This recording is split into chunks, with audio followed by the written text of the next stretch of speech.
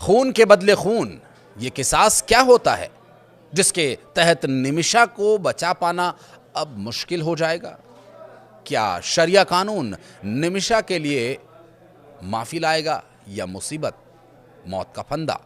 ये सभी सवाल क्या थोड़ी सी राहत के बाद आने वाली है कोई बड़ी आफत? इन्हीं सवालों का जवाब तलाशने की कोशिश करेंगे इस वीडियो के अंदर। बने रहेगा अंत तक हमारे साथ। नमस्कार, मैं हूं आशीष त्रिपाठी और यमन की जेल में सजा काट रही केरल की नर्स निमिषा प्रिया की फांसी को लेकर एक दिन पहले भले ही थोड़ी राहत की खबर आई हो, उसे बचाए जाने के प्रयासों में एक कदम आगे बढ़ता हुआ दिखाई दे रहा हो, लेकिन अब ये आस भी टूटती नजर आ रही है, क्योंकि अब बात किसास की है। जी हां, 16 जुलाई को होने वाली फांसी को तो टाल दिया गया, लेकिन अब पीड़ित परिवार ने जो शर्त रखी है उसने माहौल को और तनावपूर्ण बना दिया है।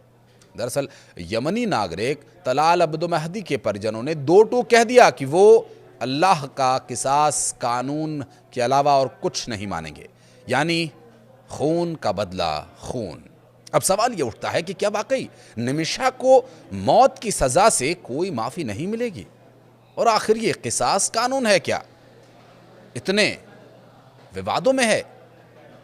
इस्लामिक शरीयत कानून की एक मूल अवधारणा है जो ये कहती है कि अगर किसी ने जान ली है तो उसके बदले उसकी भी जान ली जा सकती है, यानी सजा होनी चाहिए वैसी जैसा अपराध था। इसे बराबरी का जवाब कहा जाता है, यानी अगर दुश्मन कोई हमला करता है तो ठीक वैसे ही ताकत और उसी तरीके से उसे जवाब दिया जाए, न ज्यादा न कम, बिल्कुल संतुलित बदला।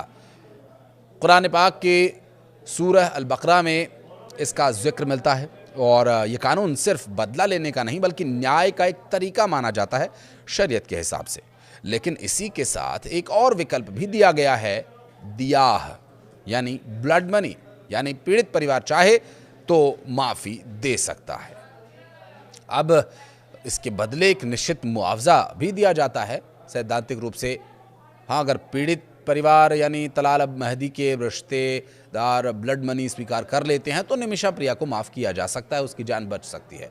भारत से गए एक धर्मगुरु ग्रैंड मुफ्ती कंथापुरम एपी अबू बकर मुसलियार ने भी यमन के धर्मगुरुओं से बातचीत की और फिलहाल फांसी को कुछ समय के लिए टाल दिया गया है। लेकिन अब जो घटनाक्रम सामने आ रहा है वो और भी खतरनाक संकेत दे रहा है। तलाल महदी के भाई अब्दुल फत्ताह महदी ने अपनी बात में कहा कि हम सिर्फ अल्लाह का किसास कानून चाहते हैं। अब ये किसास जो निमिषा की रोक सकता है सांस, माफी का सवाल नहीं उठता। उनके मुताबिक न सिर्फ उनका भाई बेरहमी से मारा गया बल्कि पिछले 7 साल से वो लगातार मानसिक रूप से भी यातनाएं झेल रहा था। भारत सरकार ने इस मामले में राजनयिक स्तर पर प्रयास किए हैं और साथ ही कई सामाजिक संस्थाएं और वकीलों की टीम भी यमन में सक्रिय है और हाल ही में ग्रैंड मुफ्ती के हस्तक्षेप से कुछ राहत जरूर मिली है। लेकिन जब पीड़ित परिवार खुद सामने आया और किसास की मांग करने लगा तो स्थिति और ज्यादा नाजुक हो गई। ये सिर्फ एक कानूनी मामला नहीं है बल्कि अब धार्मिक और भावनात्मक मुद्दा भी बन चुका है। इसमें शरिया का कानून आ चुका है। निमिषा के द्वारा किया गया कृत्य, भले ही उसके पीछे उसे अपने आप को बचाने की मंशा हो, लेकिन क्या वहां शरिया लगाया जाएगा? क्या कहता है शरिया इसके बारे में?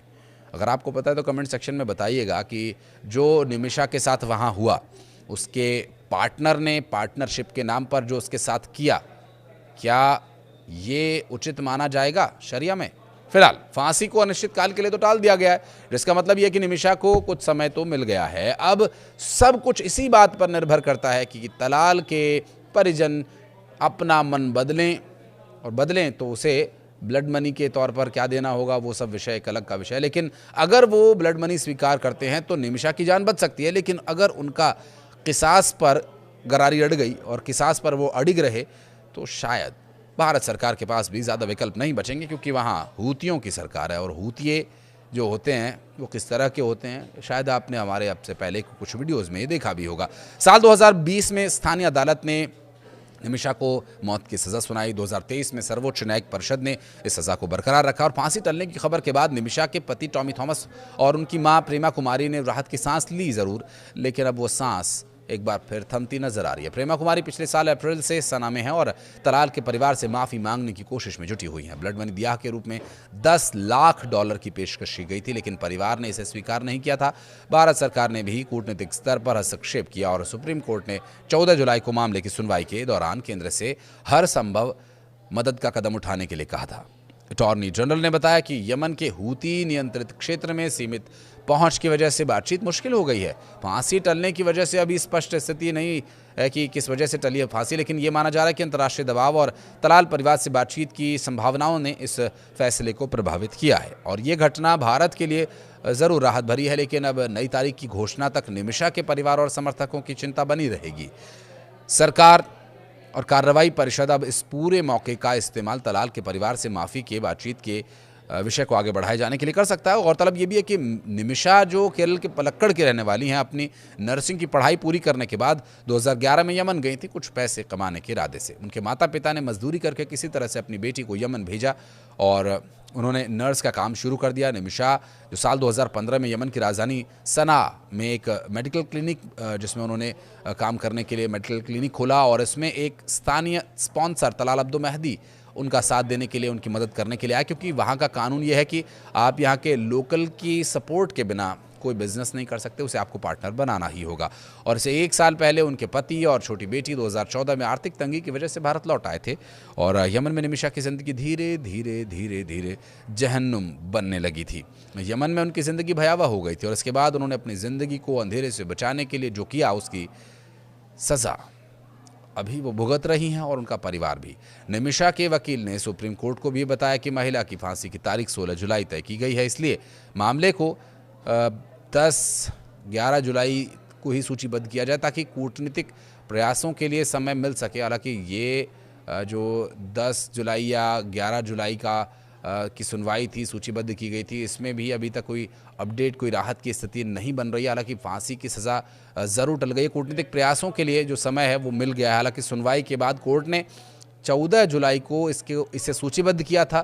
फिर इस मामले में अब आगे जो सुनवाई हुई 14 तारीख को, उसमें भी कोई अपडेट ऐसा नहीं आया। ना तो परिवार ब्लड मनी के लिए माना और ना ही फांसी को आगे मुकर्रर करने के लिए कोई डेट दी गई। संवेदनशील ये मामला हो चुका है, ऐसे में निमिषा प्रिय की फांसी अब किसी तरह से रोकी जाए, उनको जो सजाए मौत दी जानी है उस पर भारत की भी नज़र है। विदेश मंत्रालय निमिषा की सज़ा को रोकने की या कम करने की हर संभव कोशिश भी कर रहा है और इन प्रयासों का सफल होना कब तक संभव होगा ये तो कह पाना मुश्किल है, लेकिन शरीयत के हिसाब से किसास या दिया, ये आप चुनकर बताइए अपने विवेक के अनुसार। क्या कहना चाहते हैं? कमेंट सेक्शन आपके लिए खुला हुआ है हमेशा। धन्यवाद।